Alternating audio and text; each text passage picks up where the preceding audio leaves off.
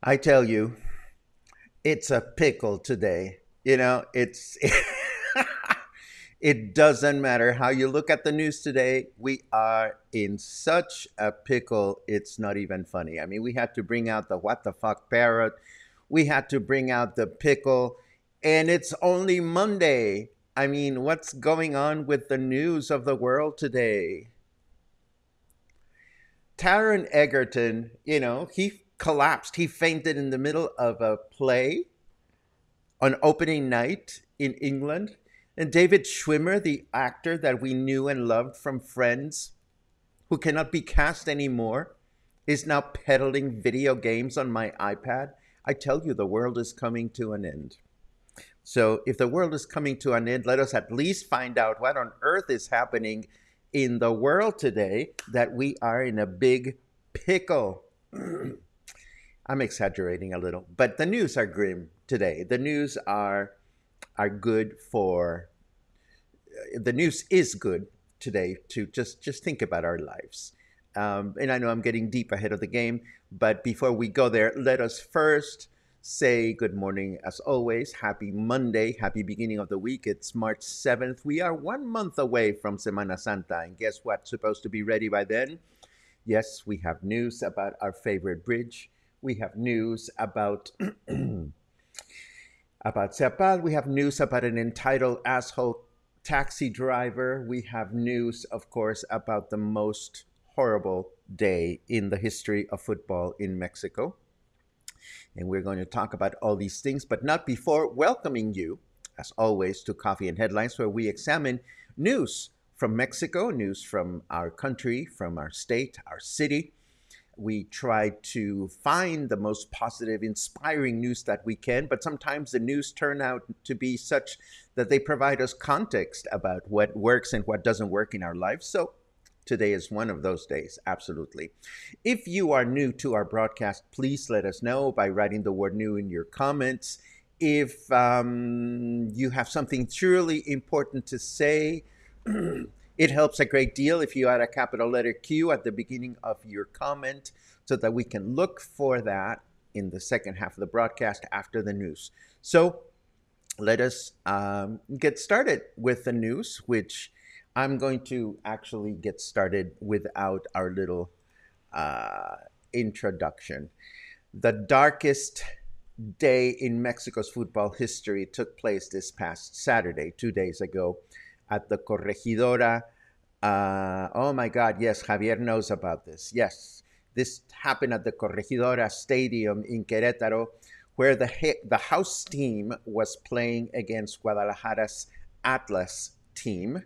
The game was considered a classic, as there is an ongoing rivalry between the two teams. And usually, when the teams have an ongoing rivalry, then we deem these games as a classic game. Um, in football games throughout Latin America, there are specific places of the stadium sitting areas where the so called barristas are allowed to sit apart from the general public. And barristas are the organized groups of hardcore fanatics of each team whose responsibility is to cheer for their team during the games. Needless to say, each team's barristas are separately seated from the other teams just in case things get ugly. And unfortunately, that's what happened. The match had been going on for 60 minutes when all of a sudden a massive fight began to take place between barristas of both teams. They were only separated from one another by a wire fence, which was easily climbed over. So they climbed over with weapons and ice picks and pocket knives in tow. Meanwhile, the people that were there on a Saturday afternoon to just have a fun afternoon watching a football game, and this certainly includes, families with children, all of a sudden found themselves fearing for their lives because they were caught in the middle of flying chairs and all kinds of craziness. So, in a panic, people started to run into the field, and trust me, there are a ton of videos showing images and videos of this happening online. It's not a pretty sight. Um, and of course, where was the police to keep things in order? Well, the police was nowhere to be found because the police was not involved in the security. The only security that was present was private security hired by the stadium, and it was minimal, certainly not even able to make a dent and do something about the situation. Needless to say, the game was stopped before it was over. And different versions of the incident began to permeate the internet, claiming people had been killed. And as the dust settled, we learned that 26 individuals were injured. Several had to be sent to the hospital. 3 of them sustained major injuries. Both the governor of Querétaro, Mauricio Curi, and our own governor, Enrique Alfaro, immediately got involved, vowing to see this lamentable incident through and punish those responsible. And this includes not only the fans themselves, but also the owners of the stadium and the football teams and members of the Querétaro government that were responsible for deploying police elements, and certainly did not do that in this particular type of situation. Needless to say, news of this incident quickly reached far corners of the world where football is popular. And this is definitely not the type of news we'd like to see about Mexico popping up in anyone's radar. So what's going to happen? Well, there's going to be all kinds of inquiries. And meanwhile, I've started reading that the fans themselves have been doing something similar as what happened in the United States during the Capitol riots. People are being identified, and their social media profiles are being leaked and made public so that authorities are able to identify the individuals that got this whole thing started. There's nobody apprehended at this point. I mean, how do you go about identifying who started, who threw the first rock or the first chair or the first ice pick or whatever? And you'd think this has a little bit to do with, or this has nothing to do with us here in Puerto Vallarta, but it does. It does, if anything, because it'll be in the news and you'll hear friends talking about it. And I just wanted you to know. But it doesn't end there. This headline, of course, this is so funny. Now this headline says that the Qual Bridge will be ready in 5 weeks. And 5 weeks is after the beginning of Semana Santa. So, I don't know what else to say about this one other than we'll have the bridge finished in 5 weeks. And then this one also made me laugh. This one says, Zapal said that there would be water for everyone in 2 weeks, and that was 4 weeks ago. So, I don't know what to tell you when I see a headline like this. Lo and behold, we remember when we reported that Zapal said, oh, yes, water service will be reestablished in Puerto Vallarta in a matter of 2 weeks, and it's been 4 weeks. Here we go. No comment on that one. And then, of course, we have also mentioned that we as in the government of Jalisco, have been waiting for the government of Nayarit to sign the joint agreement for promotion of both Puerto Vallarta and Riviera Nayarit, or Nuevo Nayarit, or Nuevo Vallarta, whatever the hell they're calling it now. And the state of Nayarit has yet to sign the promotion. So it is quite possible that maybe the state of Nayarit just does not want to joint promote our destination with theirs. And I suppose this is something that we are going to have to get used to with time. What else do we have? Oh, of course, this again doesn't have much to do with our daily lives, but this provides some context. There was a huge gathering of members of the press in Mexico City in an important event, an important convention or meeting, whatever you want to call it. And now journalists from all over the country feel as though our president, Andrés Manuel López Obrador, has gone so far to criticize members of the press that he's no longer helping to stop the murders of journalists in the country. In fact, it is helping to increase the amount of violence that there is until the violence that there is against journalists that are just trying to do their job. This image is quite clear in the message that the journalists are trying to send out there. The sign says, you don't kill the truth by killing journalists. And that says a lot. Here's a redeeming one. At least we have a good closure on this one. This friendly-looking yellow cab driver had gotten himself in a pickle, no pun intended, or pun intended maybe, because he took a pregnant woman from one place to another, but was an asshole in the process. She made a report, and he has been temporarily suspended from being able to do his work. So at least we have one happy ending after an unpleasant incident. But then we read about this one. In the state of Guerrero, unfortunately, the narco have gotten influenced by narcotraficantes from Colombia and other South American countries who seem to find the ownership of wild animals as a way to show off their power. So apparently, members of a narco gang in the state of Guerrero were captured, and in the process of going through the property where they were, they found these three Bengal tigers. So they were snatched by the government, but then the government forgot to feed them. So apparently, the three animals were left to die. Or so this headline claims. Of course, the Environment Protection Agency quickly came out, and we find this other headline that says that the Environmental Agency does not think they are dead. So, you have to wonder, are the poor tigers dead? Are the tigers not dead? Is the world going to end? Is the world not going to end? I have no idea. What I do know is that there are certain things that we can do about all this craziness, but we'll save that for after the weather.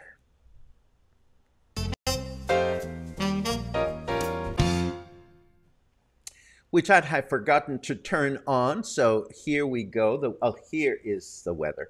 A reboot of the Adam West Batman is the movie you meatbags deserve. Well, the Adam West Batman was a lot of fun because it was campy, and it had Eartha Kitt as the Catwoman, and it was a lot of fun, and the music was awesome. So yes, I would love to see a campy Batman reboot, but I don't know if we're going to get that. What I do know is we're going to get 26 degrees Celsius right now. We're going to get humidity at 41% right now.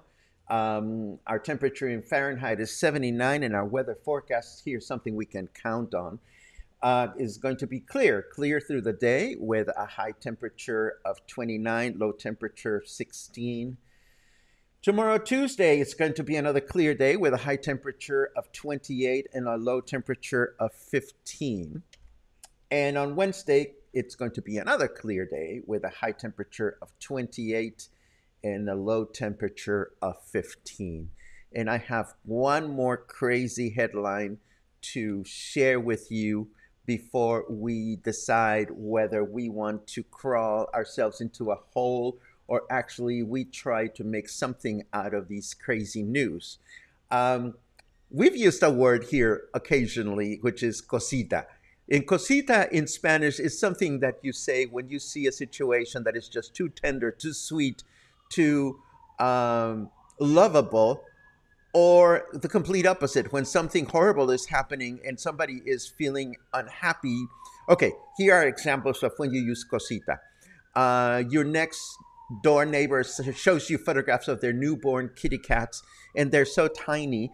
So what do you say? Oh, Cosita, they're just like so tender. Or your sister sends you a photograph of her baby born, her baby newborn, and you go, ay, Cosita. But then Cosita can also be applied for situations in which somebody complains about something that shouldn't have happened. Like, for example, if that taxi driver had said, well, you know, the woman was a real jerk to me first, we would just say, ay, Cosita. And in that case, Cosita means it's like, you know, just get on with the program. Or we can also use Cosita for really stupid things, such as this news item that I'm going to share with you. And it really doesn't need much explanation. A French restaurant says it received insults and threats from customers who thought its signature Quebecois dish, Poutine, was named after, well, you know who. Oh, so all I want to say is, ay, Cosita. Cosita. You know, I saw one redeeming. If I saw a photograph that is going to keep me together for the rest of the day, and I want to share this photograph, and I want to tell you about some personal plans before we go on to see your comments. And the only photograph that truly gives me hope for the world, for the length of today, is this photograph, which was taken just yesterday. My future ex-husband Justin Trudeau at Windsor Castle with the Queen of England, who turns 96 next month, with beautiful flowers in the background in the colors of the Ukrainian flag, and nothing happens by accident in these kinds of photo ops. And you know, I don't know, and I don't care if you are pro or against Trudeau, or if you are pro or against Queen Elizabeth of England. But when I see this photograph, I am seeing two people with enormous responsibility, taking care of business of the world, taking care of the people they represent, and doing so in what I can only imagine to be the most dignified and respectful way. So, you know, again, I don't know where your politics are, or whether you agree with the fact that Trudeau is my future ex-husband or not. I just think this photograph is beautiful. And I'm going to keep looking at this photograph through the day just to remind me that there are beautiful things that we can do to take care of the world and one another. And I'm sorry I'm being a little just preachy. I don't mean to be preachy, but it's like, what do we do when, like, we have to unleash the parrot, and when we have to bring out the pickle, I mean, what do we do? What are you going to do to have a wonderful day? I'm going to tell you what I'm going to do to have a wonderful day. I have, as you know, I was invited to be the judge at the Rise competition, where several local bands and artists were invited to compete for spots performing at local venues. And of course, I was there to help choose the first, second, and third place. And after the whole thing was over, as you remember, I mentioned that I was a little challenged by not being able to find the finalists on social media, and that I was a little bummed that I didn't see more of an effort by the organizers to create a connection between the performers and the public. But I'm sure that that can be fixed. This is not me shading the whole event in any way, shape, or form.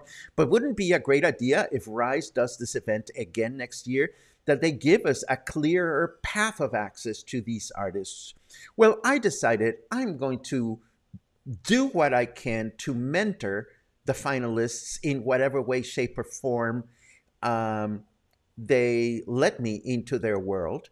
And it all started with me trying to find them, and I was unsuccessful. And quite mysteriously and quite coincidentally, two of the performers reached out to me over the weekend, and that for me is a good sign. And it's a sign that one can actually do something good for other people. And the performers that reached out to me was Enoch, the amazing vocalist, and the band members of Eyes on Earth. They have a performance coming up, but I told them I don't want to mention it until you have like a Facebook invite or a Facebook event or something, so that people can actually find and bookmark the performance and people can go and support them. So that's what I'm going to do to try to stay useful and hopeful and happy and meaningful this week. That and lots of crochet and lots of TLC for Luna. Tell me what you're going to do to have a wonderful week in your comments, which I'm going to start reviewing right now, starting with your good mornings, which I absolutely love. Thank you so very much. From Los Angeles, from Fluvial, from foggy Seattle. I mean, it's great to know that we come together to share good news and inspiring news from one another. Let's see what else we have. Ha! David says the parrot is saying what I think of Mondays. You know, I usually like Mondays if I had a restful weekend. And I had a very restful weekend, thank goodness. But then when this happens, when all these things happen, it kind of chips away at your enthusiasm, if you know what I mean. Javier commented this early in the broadcast. What a shame. Yes, it's sad. It's sad. Because then if you want to go to a football game in the future, you're going to be thinking, well, if people get ugly and people could get killed. You know, this weekend, a killing was reported at a soccer game or a football game in Brazil. So, you know, who wants to go to sport matches when your life is in danger? Reaching for kindness and sharing instead. Yes.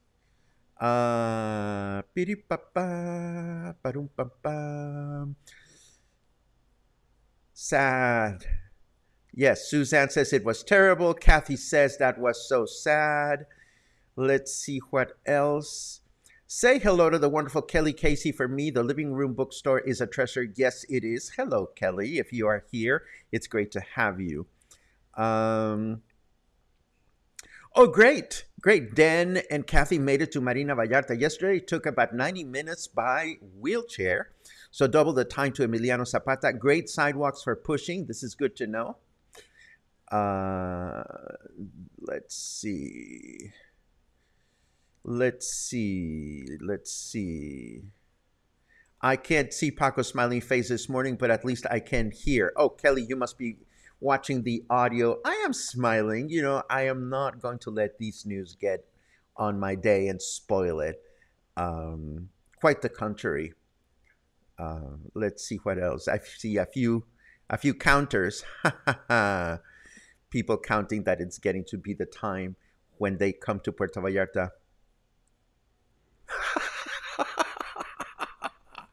Oh, my social media Hollywood correspondent Logan, I love you, baby. It's like Puerto Vallarta and Nuevo whatever are pulling a Gwyneth Paltrow, Chris Martin, and are going through a conscious uncoupling. Oh, that is so funny. Yes, that is so funny. Let's see what else. Oh, and Kelly says, I'm getting more Brangelina vibes. I love it. I love it. And Jenny says, yay, campy Batman reboot with Eartha Kitt. That would be a party with a magic brownie. Well, you know what? All you need is a magic brownie, and you don't need a reboot. All one needs to find is those old episodes. I mean, the music, the music was absolutely beautiful and wonderful.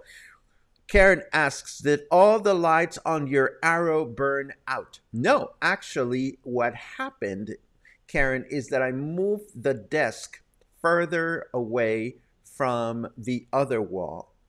So now everything's a little bit more blurry than it used to be, but the few remaining lights are still on. And yet another Christmas season came and went without me buying a new set of LED lights for my arrow. But it's still there, alive. Hey, I said it first, Kelly, my future ex-husband Trudeau. Stand in line, Paco. Well, I say stand in line, Kelly. Um, uh, Deborah laughed at the Poutine segment. Well, yeah.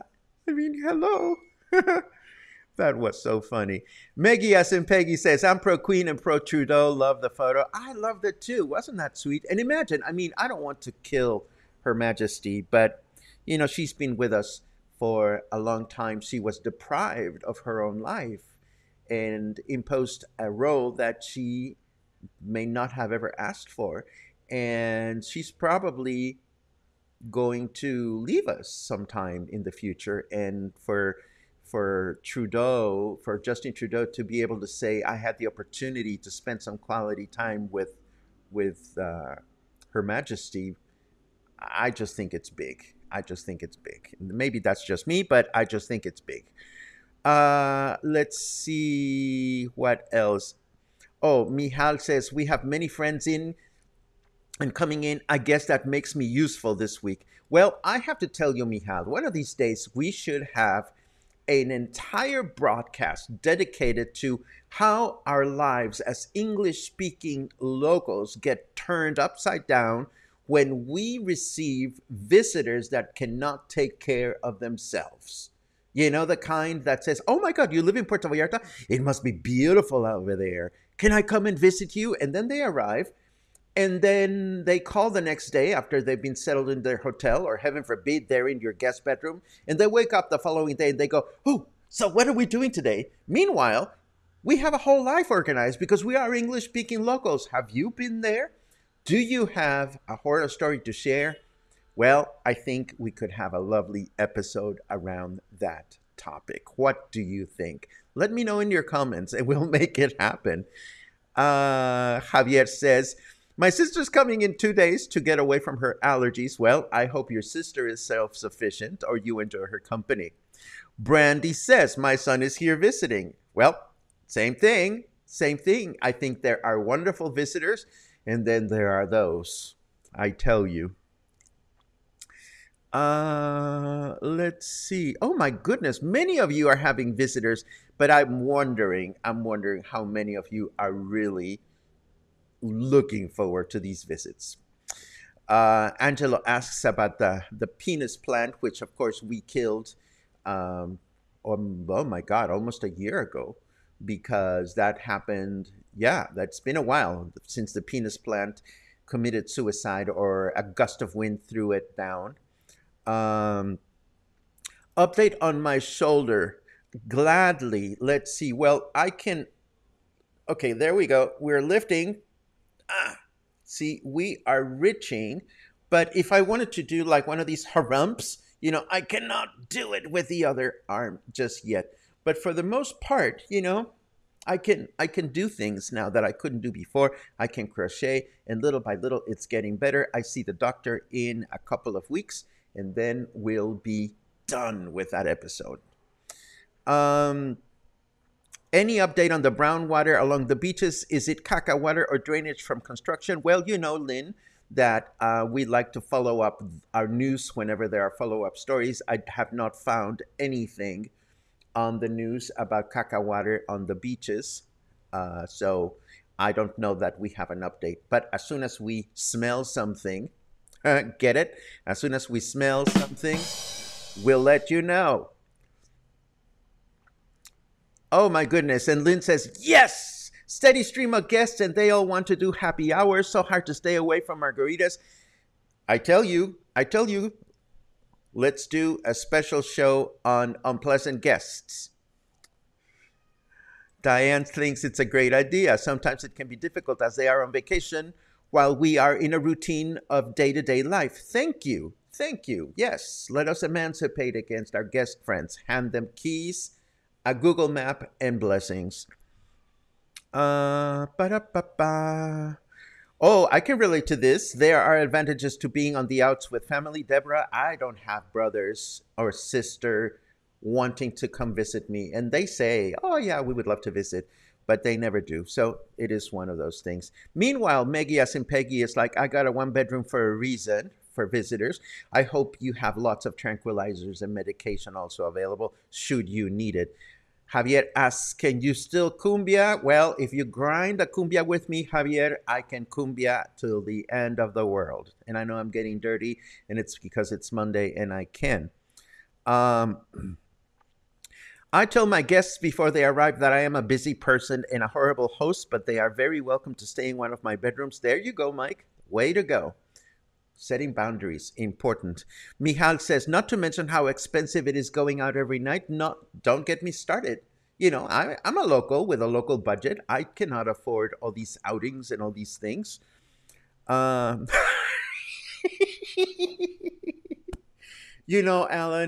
I want to have what you're having.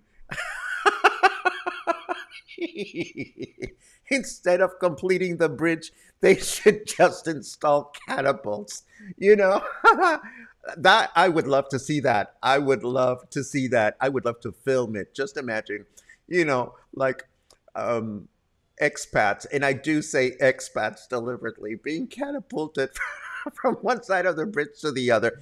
Now that is see, now I'm all teary-eyed. I can't believe that. That would be very funny. Oh, and now Maggie clarifies. Oh, I meant the opposite. I have one bedroom total, no room for anyone else. I have a spare bedroom, and I haven't welcomed anyone in that spare bedroom in a long time. And it would take very specific friends or family members that I would feel comfortable enough welcoming, because I would have to know that they're not disrupting my life. Yes, I am that horrible and selfish, but hey, we're not on vacation. We are here being hardworking people. And speaking of hard work, it is that time of day in which we have to get on with the rest of the day, start looking at headlines for tomorrow. As you know, this is something that we do several times a day. Did you know that? Have I mentioned this on the broadcast? I usually do a news sweep right after the end of each broadcast while the show is being uploaded to YouTube. Then I do a news sweep mid-afternoon, and then I usually do a third news sweep right before I go to bed, just to make sure that I will have enough carnita or enough meat for the next day. And that's exactly what we're going to do. So we thank the parrot for his special appearance. We thank the pickle. Thank you very much. Don't I deserve an applause? Yes. Yeah. We thank the pickle for a special moment with us, and we thank you, as always, for being part of this wacky day. I hope you have a great week. I'm looking forward to mine because I want to hear more from the members of Eyes on Earth. I want to hear more from the singer. I want to hear more from you, and hopefully I will. There you go. Have a great day, and I'll see you again tomorrow.